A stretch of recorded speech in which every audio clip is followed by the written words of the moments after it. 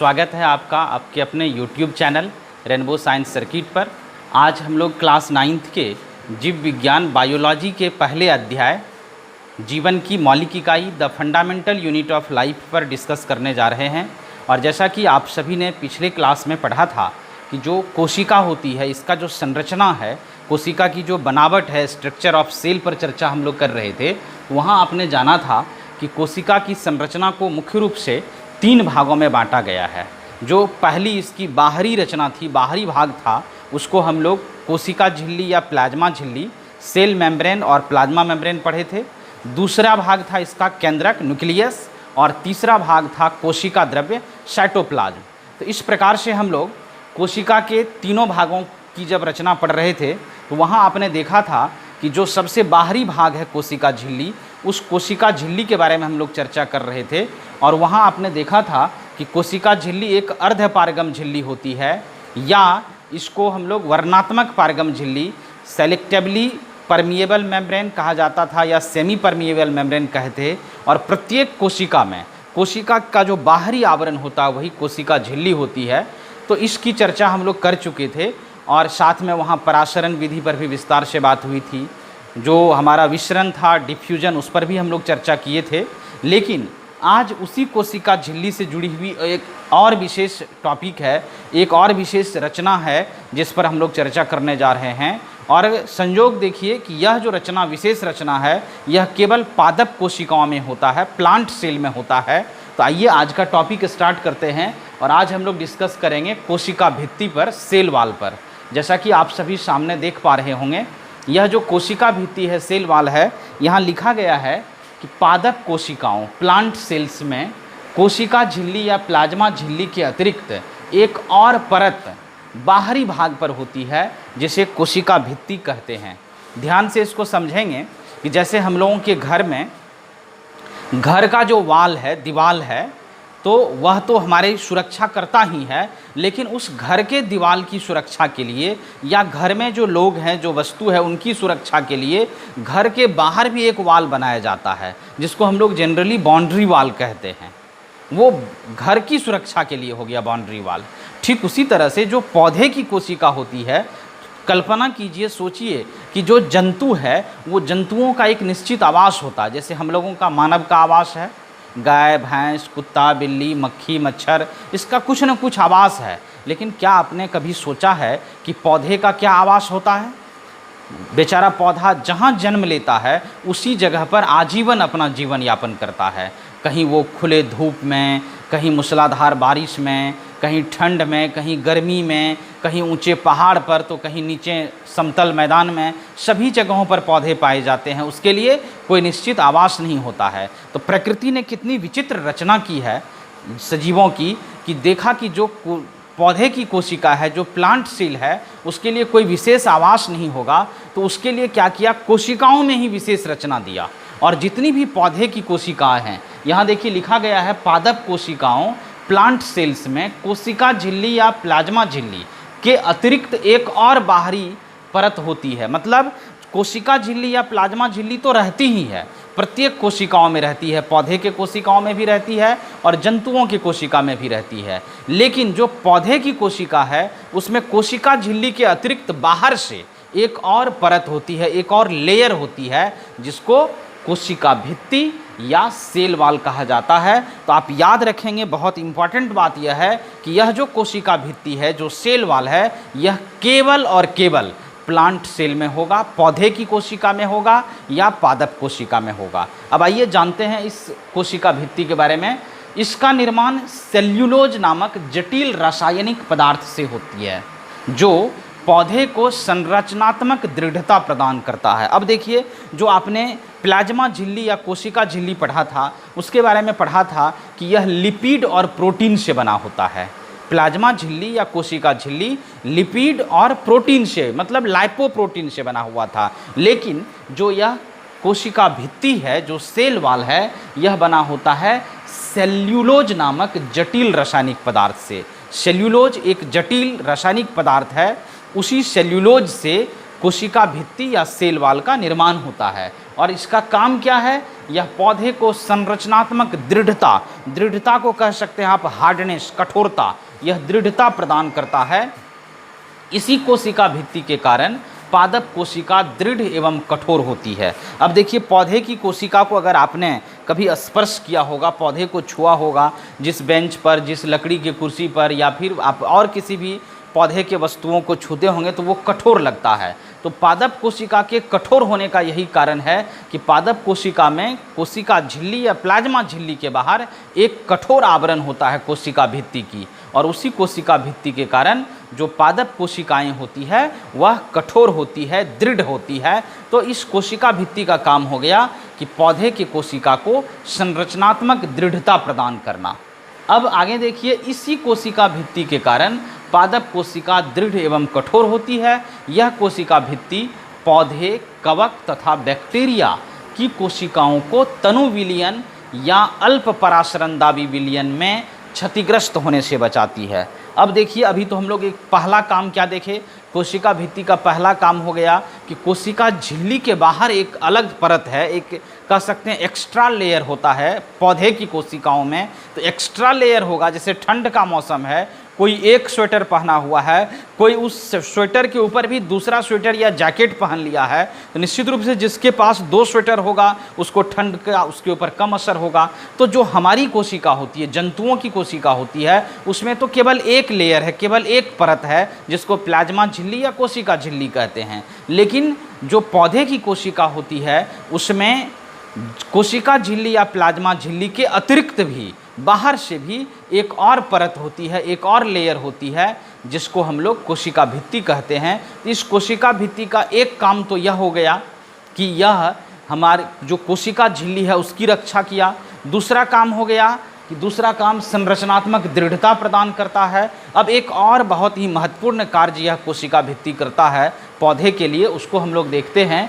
यह तो हम लोग यहाँ देख रहे थे कि जो पौधे की कोशिका होती है, कवक की कोशिका होती है, बैक्टीरिया की कोशिका होती है, इस तरह के कोशिकाओं को अगर हम लोग किसी तनु विलयन में डाल दें या अल्प पराशरंदाबी विलयन में डालते हैं। तनु विलयन या अल्प पराशरंदाबी विलयन का अर्थ यहाँ यह है कि जिस विलयन में जल की मात्रा बहुत अधिक हो, जल की मात्रा बहुत अधिक हो और उसमें नमक या शर्करा जैसे घुले हुए पदार्थों की मात्रा बहुत कम हो, तो ऐसे विलयन में जब इसको डालते हैं तो क्या होता है, पराशरण विधि द्वारा जल कोशिका के भीतर प्रवेश करता है। अब देखिए, पराशरण विधि, ऑस्मोसिस तो आपने पढ़ा था कि धीरे धीरे जल के जो अणु हैं उच्च सांद्रता से निम्न सांद्रता की तरफ गति करते हैं।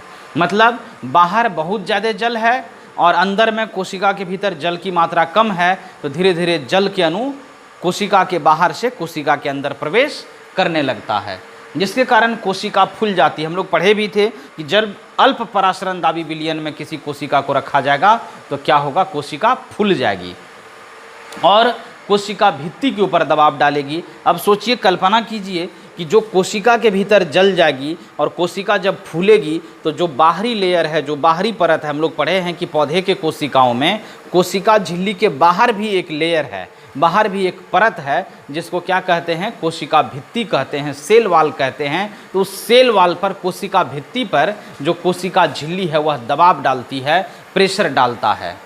कोशिका भित्ति भी फूली हुई कोशिका पर समान रूप से दबाव डालती है, जिसके कारण पादप कोशिकाएं प्रतिकूल माध्यम में भी सुरक्षित रहती है। अब देखिए, कोशिका भित्ति पर दबाव डाल रही है कोशिका झिल्ली, और कोशिका भित्ति तो अपने आप ही कठोर सतह है, दृढ़ संरचनात्मक रचना है, तो कोशिका भित्ति भी मजबूत है और उस पर इधर से कोशिका झिल्ली भी दबाव डाल रही है। अगर सोचिए कि पौधे के कोशिकाओं में यह कोशिका भित्ति सेल वाल नहीं होता और इधर से जब कोशिका झिल्ली धीरे धीरे फूल जाती जल भरने के कारण, तो क्या होता, दबाव पड़ता और जो कोशिका झिल्ली थी वो फट जाती, टूट जाती, जिसके कारण क्या होगा कि कोशिका क्षतिग्रस्त हो सकती है, डैमेज हो सकती है। तो सोचिए, पौधे के लिए कितना उपयोगी है, कितना इम्पॉर्टेंस है इस सेल वाल का, कि पौधे में अगर ये सेल वाल, ये कोशिका भित्ति नहीं होता तो निश्चित रूप से हम कह सकते हैं कि पादप कोशिकाएं क्षतिग्रस्त हो जाती। इस तरह से हम लोग समझ पा रहे हैं कि पादप कोशिकाओं में कोशिका भित्ति का कई कार्य है। एक तो उसको सुरक्षा करना कोशिका झिल्ली का, दूसरा कार्य जो हो गया वो टूट फूट से भी रोकता है उसको जल में या अल्प पराशरण दाबी विलयन में। अगर किसी कारणवश पौधे की कोशिका चली गई तो उसको भी टूटने फूटने से रोकता है। तो इस तरह से यह कोशिका भित्ति मुख्य रूप से आपको याद रखना है। जो एक दो बात बहुत महत्वपूर्ण इसके बारे में आपको जानना है कि कोशिका भित्ति बहुत ही महत्वपूर्ण है और यह केवल पादप कोशिकाओं में, केवल प्लांट सेल में पाया जाता है। और प्लांट सेल में कोशिका झिल्ली के बाहर एक और अतिरिक्त आवरण होता है, एक्स्ट्रा लेयर रहता है। उसी लेयर को, उसी परत को कोशिका भित्ति कहते हैं, जो केवल प्लांट सेल में, पादप कोशिकाओं में पाया जाता है। तो इस तरह से कोशिका भित्ति का टॉपिक आज हमारा समाप्त हुआ। अब हम लोग अगले टॉपिक पर आते हैं। उसी से जुड़ा हुआ एक और टॉपिक है जीव द्रव्य कुंचन, जिसका नाम है जीव द्रव्य कुंचन प्लाज्मोलेसिस। आप याद कीजिए, इससे पहले आपने फोटोसिंथेसिस पढ़ा था और यहाँ है प्लाज्मोलाइसिस। ये प्लाज्मोलाइसिस क्या है, जीव द्रव्य कुंचन क्या है? तो यदि किसी पादप कोशिका में पराशरण ऑस्मोसिस विधि द्वारा जल की हानि होती है तो कोशिका झिल्ली सहित सभी आंतरिक पदार्थ संकुचित हो जाते हैं। इसी घटना को जीव द्रव्य कुंचन कहते हैं। अब इसको ध्यान से सुनिएगा।